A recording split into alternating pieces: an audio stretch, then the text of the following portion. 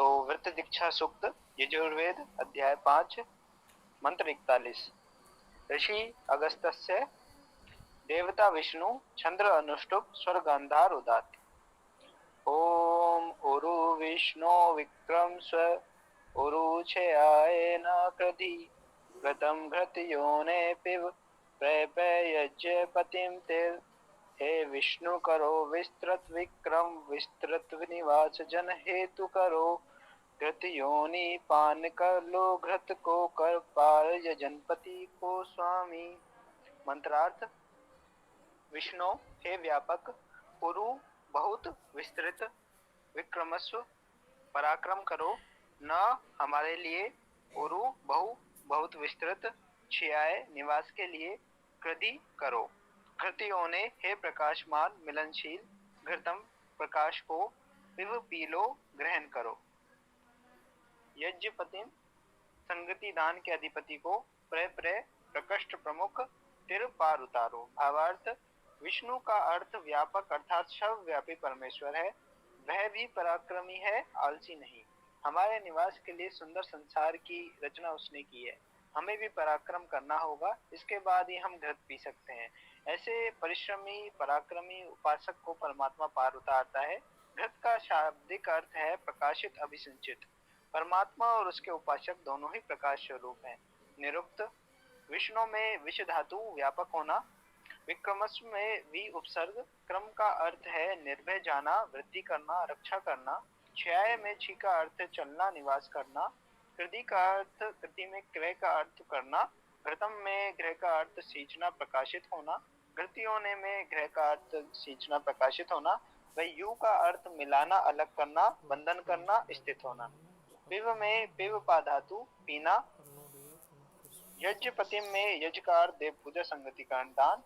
पद का अर्थ ऐश्वर्य होना। तिर में त्रय का अर्थ पार जाना। ओम खम ब्रह्म। ओम खम ब्रह्म।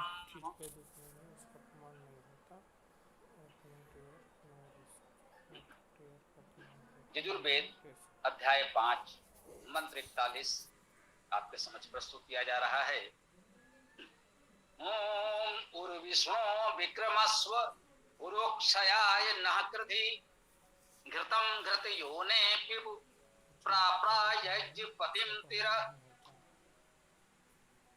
हे विष्णु करो विस्तृत विक्रम विस्तृत निवास जन हेतु करो घृत योनि पान कर लो घृत को करे पारे यजनपति को स्वामी। ये पूरे विष्णु विक्रमस्व, विष्णु विष्णु का संबोधन रूप है। हे विष्णु, हे सर्वव्यापक परमेश्वर। विष्णु शब्द का अर्थ है व्यापक। विष्णु व्याप्तो धातु से विष्णु शब्द की निष्पत्ति है, तो विष्णु शब्द का अर्थ होता है व्यापक, अर्थात सर्वव्यापक परमेश्वर को यहाँ विष्णु नाम से कहा गया है। इस मंत्र में ऋषि अगस्त्य हैं और देवता विष्णु है।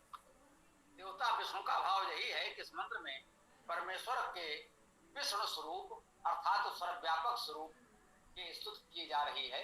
उस विषय में हमको बताया जा रहा है।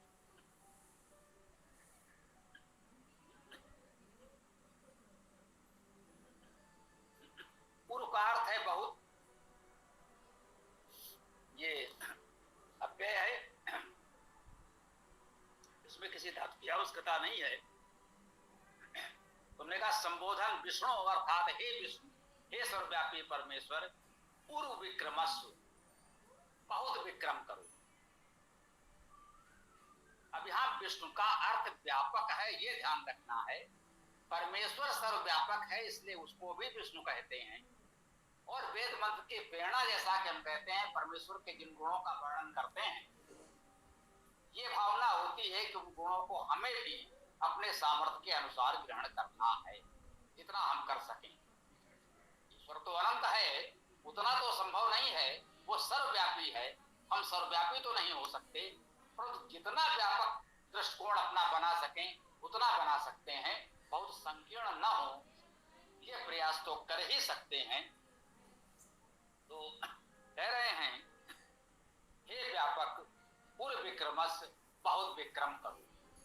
परमेश्वर सर्वव्यापी है, वो तो बहुत विक्रम कर ही रहा है, बहुत विक्रम उसने किया, संपूर्ण सृष्टि की रचना की, संचालन कर रहा है, पूरी व्यवस्था उसके पास, वो तो इतना कर रहा है। उससे प्रेरणा लेकर हमें क्या करना है, हमें अपने दृष्टिकोण को व्यापक रखना है, बहुत सीमित संकीर्ण दृष्टिकोण नहीं रखना है। अपने विचार को, दृष्टिकोण को, भावना को व्यापक बना करके हमें भी बहुत विक्रम पराक्रम करना है, ये ध्यान रखना है। एक है कि संकीर्ण स्वार्थ के लिए, निजी हित के लिए हम कार्य करें, परंतु प्रेरणा है व्यापक भाव से सबके लिए करें। औरों को हंसते देखो मनु, हंसो और सुख पाओ, अपने सुख को विस्तृत कर लो, सबको सुखी बनाओ। जो अपने सुख को इतना विस्तृत कर लें, इतना व्यापक कर लें, सबको सुखी बनाने की भावना आ जाए, यही तो मनोभाव कहा जाता है। मनुष्य होने की सार्थकता इसी में है। परमेश्वर के सर्वव्यापक होने के गुण से प्रेरणा ग्रहण करने की भावना यही है। वेद कहता है मनोभाव। इस छोटे से छंद में, भाषा काव्य में कहा गया, कवि ने कहा कि औरों को हंसते देखो मनु, हंसो और सुख पाओ। हे मनु, हे मनुष्य, औरों को हंसते हुए देखो, तुम भी हंसो, प्रसन्न रहो, इसमें सुख प्राप्त करो, अपने सुख को विस्तृत कर लो, सबको सुखी बनाओ। ये भावना इस विष्णु व्यापकता में हमें ग्रहण करनी है। हे विष्णु, हे व्यापक पूर्व विक्रमस बहुत विक्रम, बहुत पराक्रम करो। पूर्व क्षयाय न कृधि, पूर्व का अर्थ बहुत, क्षयाय क्षय के लिए, न हमारे लिए, कृधि करो। कृधि में क्रियाधातु क्रिया रूप है, कृधि अर्थात करो। तो हमारे लिए बहुत करो। अब ये ऊपर जो विक्रमस्व आया है, हम उसका यहाँ पर पुनः ग्रहण कर सकते हैं। क्या करो? विक्रम करो, पराक्रम करो, बहुत हमारे लिए बहुत पराक्रम करो। और हमारे किसके लिए? क्षय आए, ये शब्द समझना। छी धातु का अर्थ है निवास करना, निवास होना, और चलना भी है, गत करना है। तो क्षयाय का अर्थ है हमारी गत के लिए, प्रगत के लिए, प्रगतिशीलता के लिए और हमारे निवास के लिए बहुत करो। हमें प्रगति करनी है तो निवास भी चाहिए। क्षी धातु में दोनों अर्थ हैं, चलना, गति करना और निवास करना। निवास की आवश्यकता है, निवास होना चाहिए, परंतु एक छोटे से निवास में हम सीमित नहीं हो सकते। हमें गति भी करना है, प्रगति भी करना है। ये एक छोटी सी क्षी धातु में क्षय का अर्थ है क्षय के लिए, अर्थात गति के लिए, प्रगतिशीलता के लिए और निवास के लिए। हमारे लिए बहुत उपाय करो, बहुत विक्रम पराक्रम करो, ये अर्थ हम यहाँ ग्रहण कर सकते हैं। घृतम घृत योने पीओ, घृत योने, घृत योनि वाले, ये भी संबोधन है। जैसे विष्णु शब्द का संबोधन रूप विष्णु आया था, वैसे घृत योनि शब्द बनेगा। घृत योनि का संबोधन रूप है घृत योने, अर्थात हम कहेंगे हे घृत योनि, हे घृत की योनि वाले। अब घृत क्या है और योनि क्या है, इसे समझेंगे तो इसका अर्थ स्पष्ट होगा। अब घृ धातु, इसका अर्थ है सिंचना, प्रकाशित होना। घृतम, घृ धातु का अर्थ है सिंचना, प्रकाशित होना। अब सिंचन करना और प्रकाश करना, प्रकाश होना। योने, इसमें यू धातु है जिसका अर्थ है मिलाना और अलग करना, बंधन करना, स्थित होना, वो मिलाना और अलग करना में सम्मिलित है। तो घृत योने अर्थात हे घृत योनि वाले, हे अभिसिंचन प्रकाश करने वाले, हे अभिसिंचन प्रकाश युक्त योनि अर्थात मिलाने वाले, अर्थात हे प्रकाश और अभिसिंचन हम सबको मिलाने वाले, जोड़ने वाले, हम सबको अपने उस अभिसिंचन प्रकाश से मिला दो। हे प्रभु, आपका दिव्य प्रकाश, दिव्य अभिसिंचन, जो दिव्य चेतना सर्वत्र व्याप्त है, हमको उससे मिला दो। हम भूल भटक जाते हैं, वह तो सर्वव्यापी है, दूर नहीं है, उसे खोजना नहीं है, कहीं हम भटक जाते हैं तो प्रार्थना करते हैं प्रभु उससे मिला दो, उससे हमें दूर मत होने दो। तो उस प्रकाश अभिसिंचन से मिलाने वाले परमेश्वर घृतम पिबो, इस अभिसिंचन प्रकाश को ग्रहण करो, पान करो। अब कहते हैं यहाँ पर परमेश्वर और उपासक दोनों अर्थ लेकर चलते हैं, आध्यात्मिक, आदि दैविक, आदि भौतिक, आदि लौकिक। वेद मंत्र के अर्थ बहुत प्रकार से करते हैं, जो हम कहते आए हैं अनंता वै वेदा, वेद मंत्रों का अर्थ विस्तार अनंत है, मंत्र संख्या तो सीमित है पर मंत्रों का अर्थ विस्तार अनंत है। तो इसे कहते हैं, विष्णु में भी हमने कहा कि हे विष्णु, हे व्यापक दृष्टिकोण वाले सर्वव्यापी परमेश्वर और व्यापक दृष्टिकोण वाले उपासक, हम अपने लिए कह रहे हैं। हृदयों ने का भी वही अर्थ हुआ, परमेश्वर भी और उपासक भी, जो अभिसिंचन प्रकाश से जोड़ने वाले उपासक हैं, साधक हैं, ऋषिगण हैं, मार्गदर्शक हैं हमारे, उनसे भी अनुरोध कर सकते हैं कि घृतम पीबो।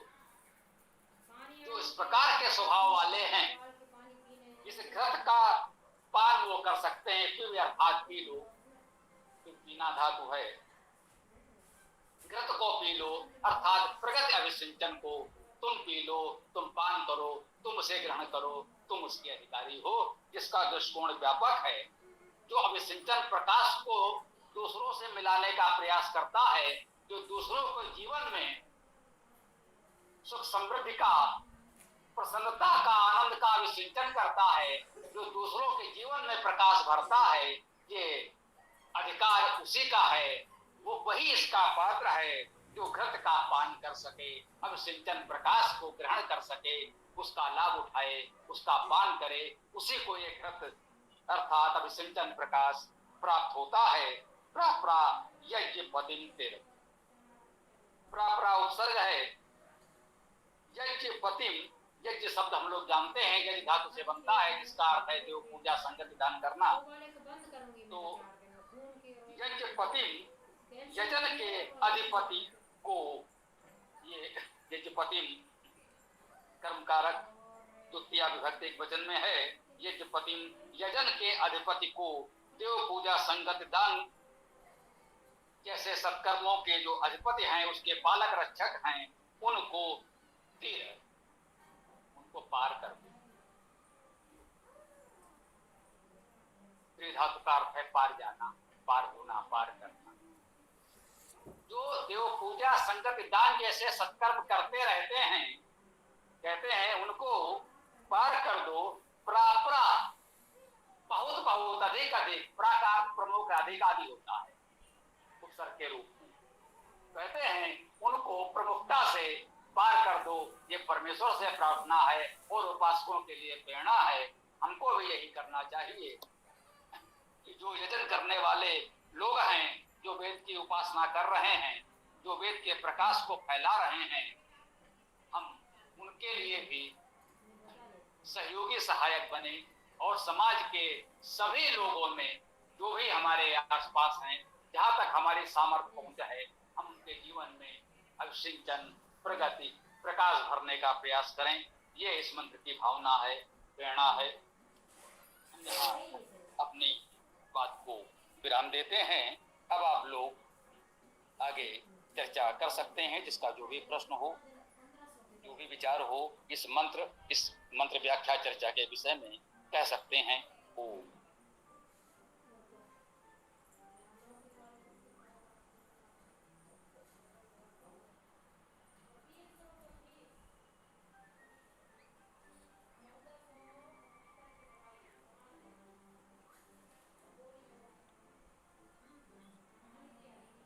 ये बोलिए, जिसको जो भी कहना है बोलिए, किसी संकोच की बात नहीं है।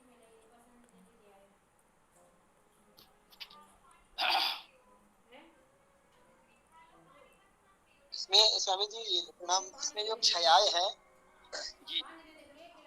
इसमें और मतलब क्या अर्थ आ सकता है क्षय आय का? आपको क्या लग रहा है, स्पष्ट कहिए जो आप कहना चाहते हैं, बता। नहीं, सिर्फ आपने इसमें बताया भी है कि परिश्रमी जो है, थोड़ा इसमें दिखेगा तो मैं बता पूछना सरल होगा। जी, जो भी कहना चाहते हैं कहें, संकोच कहें। ऐसे थोड़ा स्वामी जी जो ख्याल दिखेगा तो थोड़ा सा पूछने में अच्छा रहेगा। जी। तो अभी पीडीएफ दिख रहा था, पीडीएफ दिख नहीं रहा। हाँ वो, हाँ ले आ गया, देख लीजिए आप। हाँ, क्षयाय, क्षयाय का मतलब कि निवास के लिए। जी। तो क्षयाय और थोड़ा स्वामी जी किसी को बताएंगे जरा, उस निवास मतलब क्या? देखिए, हमने बताया ये क्षी धातु है जिसका अर्थ है निवास करना और चलना। तो जी निवास और प्रगति का अर्थ इसमें हम ग्रहण कर सकते हैं उसके लिए। जी इसमें कुछ समस्या हो तो कह सकते हैं, बोलिए। जी जी, वही थोड़ा सा समझ।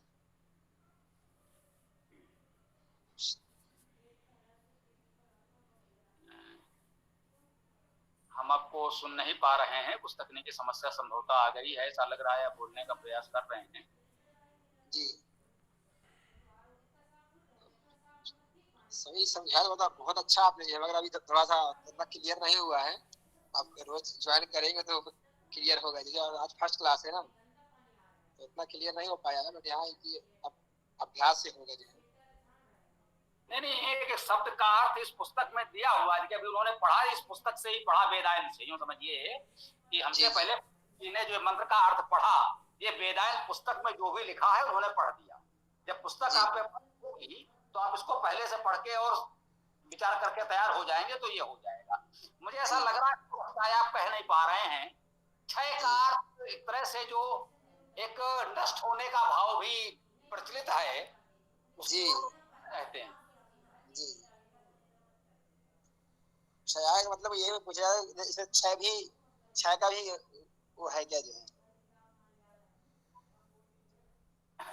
मतलब यहाँ पर क्षय धातु से क्षय का अर्थ निवास और गति ग्रहण किया गया, जी लेकिन और अर्थ प्रचलित है क्षय होना, अर्थात नष्ट होना, विनाश होना। जी तो जी जी ये ग्रहण नहीं कर सकते, ये ध्यान रखिएगा। इसको हम लोग जी कहते हैं कि एक शब्द के अनेक अर्थ हो सकते हैं व्याकरण के अनुसार, धातुओं के अनुसार।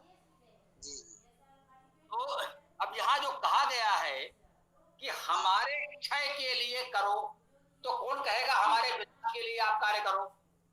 जी ये तो नहीं कहा जा सकता ना। इसलिए जी वो क्षय का, विनाश का अर्थ यहाँ ग्रहण नहीं किया जा सकता। निवास का और गति प्रगति का अर्थ ही ग्रहण किया जाएगा। जहां जी सबको एक से अधिक अर्थ होते हैं, तो हमें ये देखना जी होता है पूरे मंत्र में जो बात कही जा रही है वहां कौन सा अर्थ उपयुक्त होगा। अब कोई व्यक्ति जी ये तो प्रार्थना नहीं करेगा कि हमारे क्षय के लिए, हमारे विनाश के लिए आप कुछ करो, है ना? जी ये तो जी समझते हैं। इसलिए यहाँ जी पर अर्थ हुआ कि हमारे निवास के लिए आप करें, हमें भी निवास प्राप्त हो, हमें प्रगति प्राप्त हो। ये प्रार्थना तो हम कर सकते हैं ईश्वर से भी, आपसे भी, व्यक्तियों से, किसी से। जी लेकिन ये तो नहीं कहेगा हमारे विनाश के लिए कार्य करो। जी तो ये हमें ध्यान रखना होता है कि उस मंत्र का जो भाव निकले वेद की गरिमा के अनुकूल हो और वो जी उसका उपयुक्त अर्थ हो। तो जी बहुअर्थी शब्द तो है, हमने कहा कि वेद के अर्थ शब्द बहुअर्थी होते हैं, जी धातुएं बहुअर्थी हैं। एक शब्द को अनेक धातुओं से भी निष्पन्न किया जा सकता है, परंतु हम शब्दों का अर्थ करेंगे धातु ही, धातु को छोड़कर कोई मनमाना अर्थ नहीं कर सकते। ये तो बिल्कुल नियम है। लेकिन धातु भी अनेक हो सकती हैं और एक धातु के भी अनेक अर्थ हो सकते हैं। जैसे जो धातु का अर्थ मिलाना और अलग करना दोनों है, यहाँ पर हमने मिलाना ग्रहण किया, कहीं अलग करना भी लेना पड़ सकता है, और कहीं दोनों ही अर्थ ग्रहण किए जा सकते हैं, मिलाना और अलग करना दोनों। तो वो मंत्र में जो पूरे मंत्र का अर्थ भावार्थ है, अन्य जो शब्द है उसको देखते हुए हम ये चयन करते हैं कि इसमें उस शब्द के अनेक अर्थ हैं, तो उनमें से कौन कौन से अर्थ ग्रहण किए जा सकते हैं, ये पूरे मंत्र को देखकर हमें निश्चय करना होता है। इसमें आप स्वतंत्र हैं, हम ये बिल्कुल नहीं कहते कि जो अर्थ हमने ग्रहण किया है वही अंतिम सत्य है, लेकिन ये अंतिम सत्य है कि धातु अर्थ लिया जाएगा। आप किसी धातु से कोई भी अर्थ लें, जो शब्द में धातु हो सकती है वो शब्द जिन धातुओं से निष्पन्न हो सकता है, और उसके बाद ये देखें जो अर्थ निकले वे पूरे मंत्र के तारतम्य में हो, जो में अन्य शब्द है उसके अनुकूल एक वाक्य बन सके, जो सार्थक भी हो, उपयुक्त भी हो और वेद की गरिमा के अनुकूल भी हो। जैसे यहाँ कहा कि कोई ये नहीं कहेगा कि हमारे विनाश के लिए कुछ करो, ये वो अर्थ यहाँ ग्रहण नहीं किया जा सकता। कहीं पर वो अर्थ ग्रहण किया जा सकेगा जब वो कहेगा दुष्टों का क्षय करो, जब कहीं ऐसी बात आएगी तब तो वहां वो क्षय का वो अर्थ ग्रहण किया जाएगा। ठीक है जी। हाँ जी, हरि जी कुछ बोलना चाहते हैं, बताइए।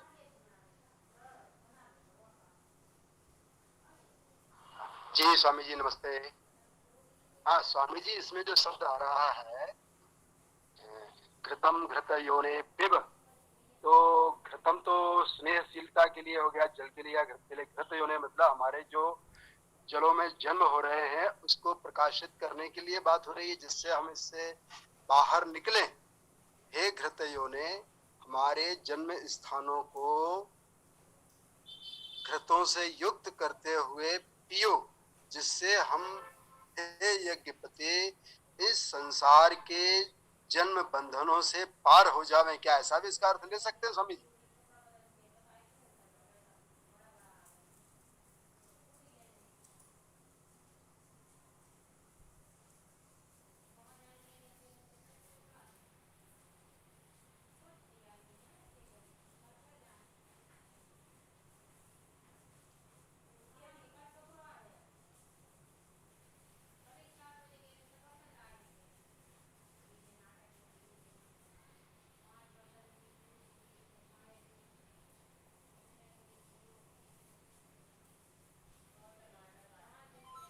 जी, आपके ध्यान में कोई शब्द है इसमें जिसका अर्थ जन्म बंधन होता हो?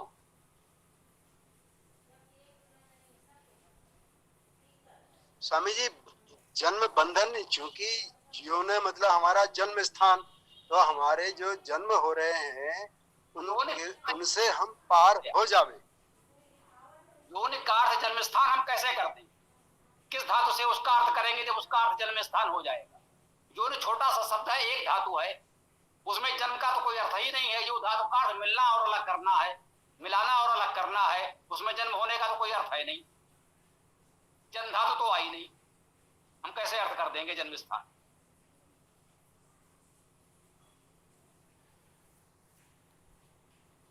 ठीक, धन्यवाद। नहीं, बस हमारा निवेदन यही है, इस बात को थोड़ा सा ध्यान रखें कि हमें धातु अर्थ ग्रहण करना है, धातु से अलग कोई अर्थ नहीं ले जाना है, और जो शब्द मंत्र में है उतने का ही अर्थ करना है, तो अपनी ओर से कुछ जोड़ना नहीं है। तभी हम वेद का निष्पक्ष अर्थ कर सकेंगे। इस पर हम लोग प्रयास कर रहे हैं। सभी में पूरे वेद भाष्य में हमने ये किया है और इससे सिद्ध हुआ कि ये किया जा सकता है, ये असंभव कल्पना नहीं है। अपनी ओर से जोड़कर अध्याहार के नाम पर लोगों ने कितने अनर्थ किए हैं आप खूब जानते हैं। उबट महीधर शायद तो पुराने हो गए, इस युग में इन प्रतिपक्षियों के, पौराणिकों के या हिंदुओं के सबसे बड़े संत जो हुए हैं स्वामी करपात्री जी महाराज, उन्होंने भी यजुर्वेद भाष्य किया है। अभी नवीन है, इसी युग के हैं, जरा उनका भी वेद भाष्य कहीं से खोज करके देख लीजिए। तो ये सब अनर्थ इन लोगों ने कैसे किया? अपनी ओर से कुछ जोड़कर। तो इसलिए नियम ये बनाइए कि अपनी ओर से कुछ जोड़ा नहीं जाएगा। जितना शब्द मंत्र में है उन मंत्रों का शाब्दिक अर्थ लेकर के ही हम अपना अर्थ, मंत्रार्थ वाक्य पूरा करेंगे, तब हम निष्पक्ष अर्थ कर सकेंगे।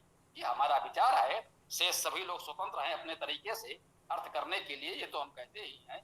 ओम, किसी और को कुछ कहना है तो बताइए।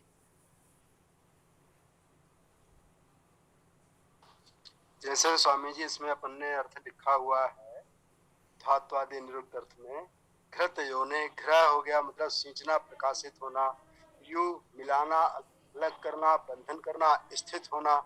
तो यहाँ पर ये इस तरह से नहीं लिया जा सकता कि हमारा जहाँ पर प्रकाश का जन्म हो रहा है, जहाँ प्रकाश बंधन है, उसको उससे हम पार हो जावें। घृत योने का अर्थ हुआ हे घृत योनि, संबोधन कारक में हमने कहा है ना। तो मिलना, अलग करना, बंधन करना, स्थित होना, जो भी कहा, इन सबकी योनि, और योनि का अर्थ है मिलाना और अलग करना। तो कह सकते हैं इन सबसे मिलाने और अलग करने वाले, ज्यादा से अधिक से अधिक आप इसका इतना अर्थ ले सकते हैं, दोनों ग्रहण कर लें, यू धातु के अर्थ है ना। तो है ना, अभिसिंचन और प्रकाश से मिलाने वाले हमने ये अर्थ ग्रहण किया यू धातु से। अब उससे बंधन करने वाले में भी मिलाने का ही अर्थ है, बंधन को खींचकर कहीं और ले जाने का। यू धातु का मुख्य अर्थ जो लिखा मिलता है वो मिलाना और अलग करना ही है। बंधन करना भी मिलाने जोड़ने के अर्थ में ही है, स्थित होना भी उसके साथ स्थित होने के अर्थ में है। तो इसको और धातु पाठ में जो प्रामाणिक धातु पाठ पाणिनाद के हैं वो देखे जा सकते हैं। अब इसे बंधन कहा गया है। अब इस बंधन को हम जन्म का बंधन, मृत्यु का बंधन, या कोई और बंधन यदि हम कहना चाहें, कर्म का बंधन, पाप का बंधन, तो ये अपनी ओर से जोड़ना हो गया, हम कहते हैं। यहाँ सीधी सी बात है, घृत से जोड़ने, घृत से संबंध करने, घृत से बंधन करने, घृत में स्थित करने, घृत से मिलाने, वो सारा अर्थ तो भावार्थ बिल्कुल एक सा आ रहा है ना। घृत का अर्थ जो भी अभिसिंचन प्रकाश है, इसे जो कहें कि घृत से मिलाने, घृत से अलग करने, घृत से बंधन करने, घृत में स्थित करने, ये तो अर्थ बिल्कुल स्पष्ट है। अब इसमें जन्म तो कहीं बीच में नहीं आ रहा है, अनावश्यक जन्म को बीच में क्यों लाया जाए, जन्म या किसी भी और बात को। ये हमारा निवेदन है कि अपनी ओर से कोई ऐसी कल्पना करके न लाएं जो मंत्र को, अर्थ को उससे अलग ले जाए जो इस मंत्र में कहा जा रहा है। अब जहां जन्म की उसकी बात आएगी वहां देखेंगे, जिस मंत्र में वो विषय आएगा उस विषय पर चर्चा करेंगे। जैसे कि अभी आपने देखा, एक बार बात हुई थी, आयु कहीं था सरदा सतम आदि जैसे आयु में जीवेम सरदा सतम आदि। तो आज भाई एक बात आई कि हाँ क्या अधिक आयु हो सकती है, कैसे आयु हो सकती है, कसपस्त्रे आयु सब। तो हमने कहा जब वो मंत्र आएगा तो चर्चा करेंगे। वो मंत्र आया और हम लोगों ने चर्चा की। तो जब किसी मंत्र में वो विषय आएगा तो हम अवश्य चर्चा करेंगे, लेकिन जब इस मंत्र में वो बात नहीं है तो उसे थोपना नहीं चाहिए, ये मेरा निवेदन है। शेष आप स्वतंत्र हैं अपने तरीके से कोई भी अर्थ करने के लिए, जैसा उनके समझे हो। बोलिए, किसी और को जो भी बोलना है बताएं। धन्यवाद स्वामी जी। जी, किसी और सज्जन को कुछ कहना हो तो बताएं।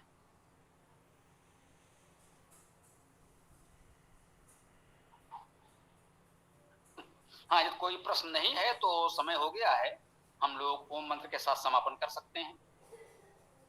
किसी को कहना हो तो अभी कह सकते हैं, और नहीं तो ओम मंत्र के साथ समापन करें पुलकित जी।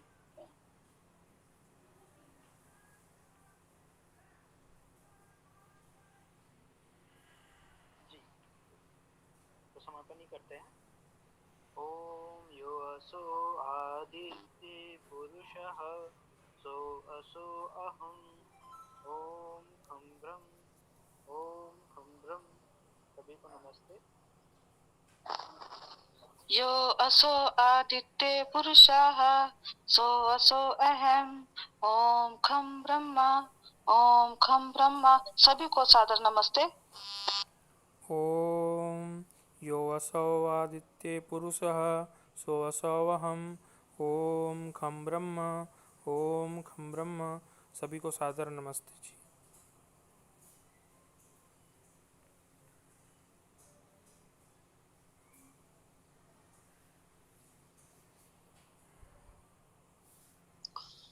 ओम यो असो आदित्ये पुरुषः सो असो अहम् ओम खं ब्रह्म।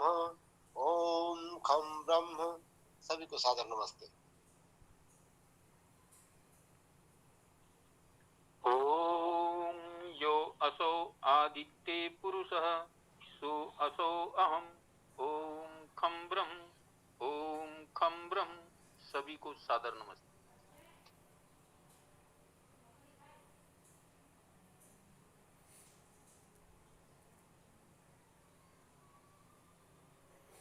ओम खम ब्रह्म, सभी को नमस्ते।